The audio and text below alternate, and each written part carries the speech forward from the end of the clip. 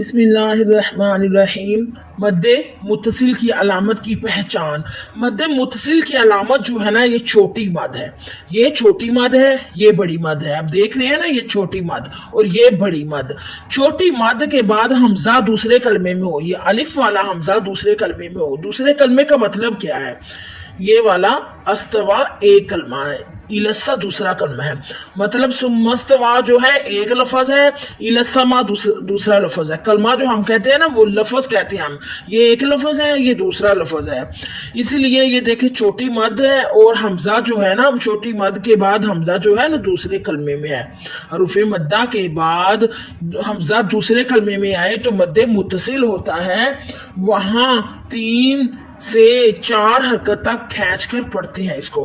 حرکت کیا ہوتی ہے؟ حرکت ہوتی ہے 3 سے 4 سیکنڈ تک کھینچ کر پڑھنا۔ اس لفظ کو ہم کیسے پڑھیں گے؟